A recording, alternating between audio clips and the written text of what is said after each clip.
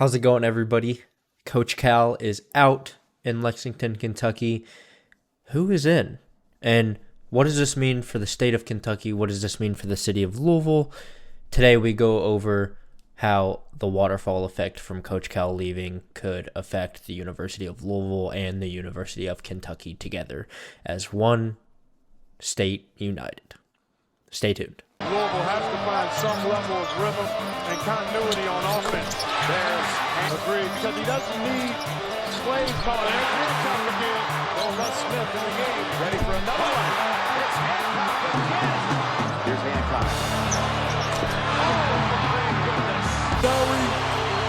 Big pick set out on top, but the ball is loose.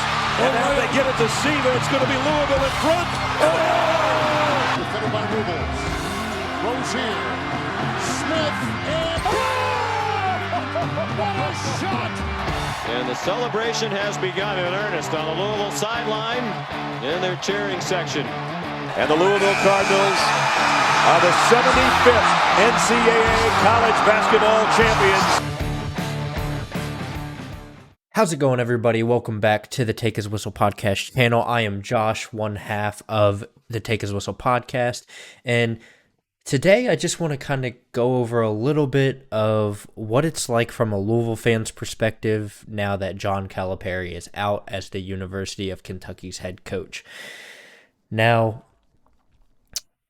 the weird thing about me personally, like many of you might know, I'm only 21 years old.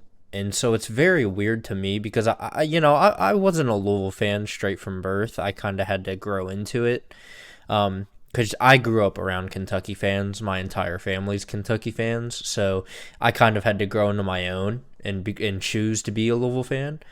And by the time that I did become a Louisville fan, John Calipari was already the head coach at Kentucky, leading guys like John Wall, DeMarcus Cousins, and all those older Kentucky players.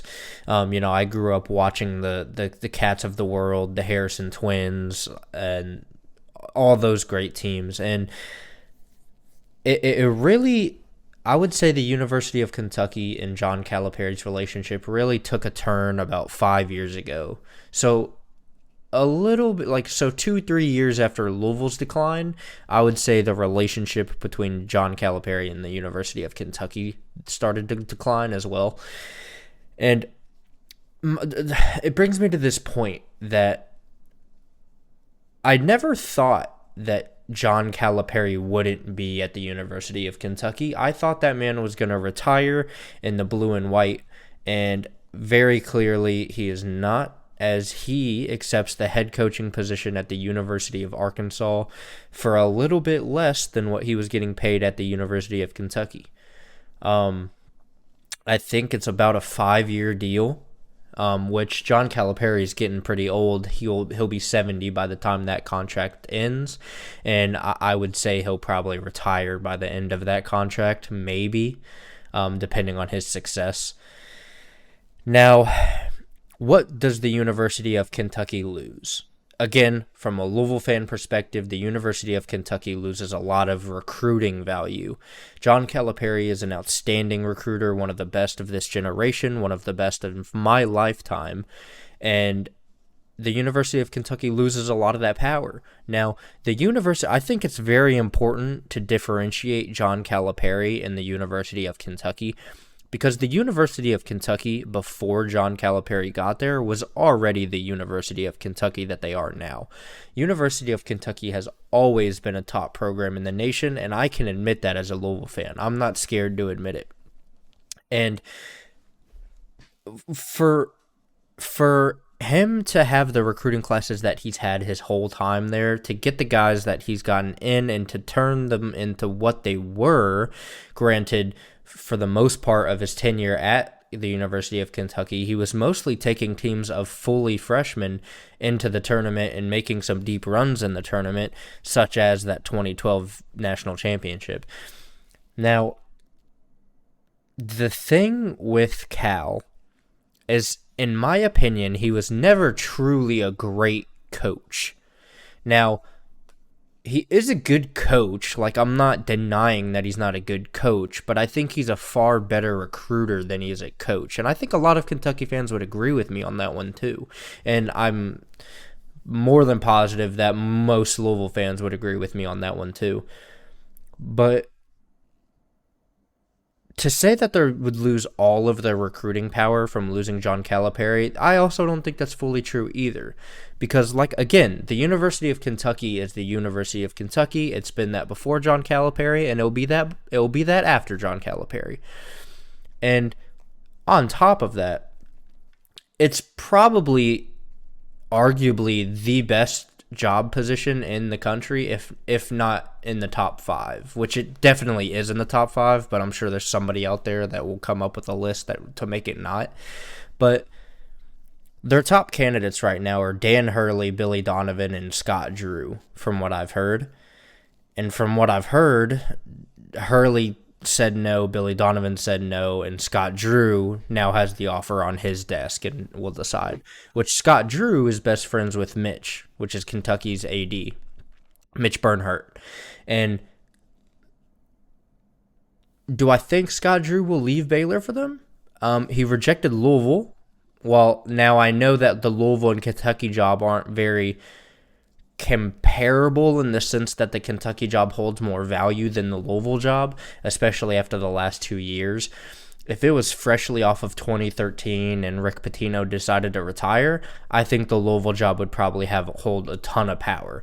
But now that we're in 2024 and Louisville's been through the ringer for damn near a decade and Louisville's been through the ringer for so long, I think the Louisville job lost a lot of value. And I think as a Louisville fan, I think we saw that with this coaching search, with guys rejecting us left and right, going to other schools after saying they would be our coach.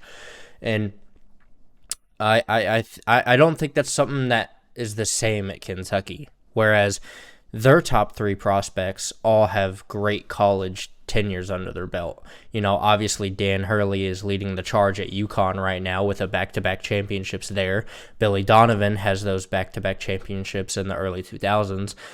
Scott Drew, in my opinion, the lesser of the 3, does have that one championship in 2021, I think. It might be 2020. I know it was like during COVID, so a lot of people don't really like to count it because it was in the bubble. But regardless, still a national championship and still took a bottom 5 Big 12 team to the national championship and won. Like, when he accepted that Baylor job, they were bottom of the barrel in the Big 12, and he really turned that program around. So if you hand him the keys at a program like the University of Kentucky and give him the NIL backing and the NIL structure of a University of Kentucky, and you give him those scouting opportunities and those money opportunities to offer kids, for one, he already has a top 5 recruiting class at Baylor right now. So if he were to take the Kentucky job, he'd probably bring a lot of those guys to the University of Kentucky too, if I had to guess. Now, how much that would interfere with Kentucky's top 5 recruiting class right now, I'm not entirely sure. You know, you got guys like Quintance. I'm not entirely sure how to pronounce his last name, but I'm sure you guys know who I'm talking about. You got Boogie Fland, you got Carter Knox, and so it gets a little bit tricky there. And you got to roll your dice very carefully there. And also with retaining guys. Rob Dillingham declared for the draft today. Bradshaw has already entered the transfer portal.